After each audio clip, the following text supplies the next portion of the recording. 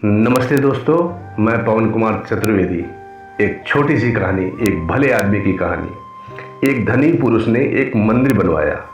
मंदिर में भगवान की पूजा करने के लिए एक पुजारी रखा। मंदिर के खर्च के लिए बहुत सी भूमि, खेत और बगीचे मंदिर के नाम लगाए। उन्होंने ऐसा प्रबंध किया था कि जो मंदिर में भूखे, दीन दुखी या साधु संत आवें, वे वहाँ 2-4 दिन ठहर सकें और उनको भोजन के लिए भगवान का प्रसाद मंदिर से ही मिल जाया करे। अब उन्हें ऐसे मनुष्य की आवश्यकता हुई जो मंदिर की संपत्ति का प्रबंध कर सके, अर्थात मंदिर की संपत्ति की देखभाल कर सके और मंदिर के सब कामों को ठीक ठीक चलाता रहे। बहुत से लोग उस धनी पुरुष के पास आए। वे लोग जानते थे कि यदि मंदिर की व्यवस्था का काम मिल जाए तो वेतन अच्छा मिलेगा, लेकिन उस धनी पुरुष ने सबको लौटा दिया। वह सबसे कहता था, मुझे एक भला आदमी चाहिए, मैं उसको अपने आप छांट लूँगा। बहुत से लोग मन ही मन उस धनी पुरुष को गालियाँ देते थे। बहुत लोग उसे मूर्ख या पागल बतलाते थे, लेकिन वह धनी पुरुष किसी की बात पर ध्यान नहीं देता था। जब मंदिर के पट खुलते थे और लोग भगवान के दर्शन के लिए आने लगते थे, तब वह धनी पुरुष अपने मकान की छत पर बैठकर मंदिर में आने वाले लोगों को चुपचाप देखा करता था।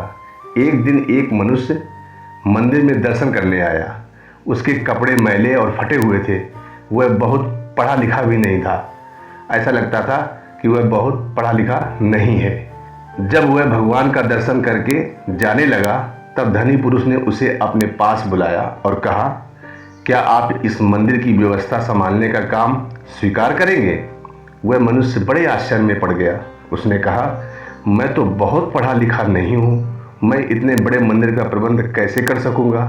धनी पुरुष ने कहा, मुझे बहुत विद्वान नहीं चाहिए, मैं तो एक भले आदमी को मंदिर का प्रबंधक बनाना चाहता हूँ, जो मंदिर की संपत्ति का ठीक तरह से इस्तेमाल कर सके, मंदिर की संपत्ति की देख रेख कर सके। उस मनुष्य ने कहा, आपने इतने मनुष्यों में से मुझे ही क्यों भला आदमी माना? धनी पुरुष बोला, मैं जानता हूँ कि आप भले आदमी हैं। मंदिर के रास्ते में एक ईंट का टुकड़ा गड़ा रह गया था और उसका एक कोना ऊपर निकला था। मैं इधर बहुत दिनों से देखता था कि उस ईंट के टुकड़े की नोक से लोगों को ठोकर लगती थी। लोग गिरते थे, लुढ़कते थे और उठकर चल देते थे। आपको उस टुकड़े से ठोकर लगी भी नहीं, किंतु आपने उसे देखकर ही उखाड़ देने का यत्न किया। मैं देख रहा था कि आप मेरे मजदूर से फावड़ा मांगकर ले गए और उस टुकड़े को खोदकर आपने वहां की भूमि भी बराबर कर दी। उस मनुष्य ने कहा, यह तो कोई बात नहीं है। रास्ते में पड़े कांटे, कंकड़ और ठोकर लगने योग्य पत्थर, ईंटों को हटा देना तो प्रत्येक मनुष्य का कर्तव्य है। धनी पुरुष ने कहा, अपने कर्तव्य को जानने और पालन करने वाले लोग ही भले आदमी होते हैं। वह मनुष्य मंदिर का प्रबंधक बन गया। उसने मंदिर का बड़ा सुंदर प्रबंध किया। इस कहानी से हमें ये शिक्षा मिलती है कि अपने दैनिक कार्यों को करते हुए पुण्य का काम भी करते चले जाएं, भाग्य अपने आप बदल जाएगा, अपने आप भाग्योदय हो जाएगा। इसी तरह बाबा से कुछ मांगने की जरूरत नहीं पड़ेगी। आप पुण्य कर्म करते चले जाइए, बाबा अपने आप आपको इतना देते रहेंगे, इतना देते रहेंगे कि आपके घर में भी नहीं समाएगा।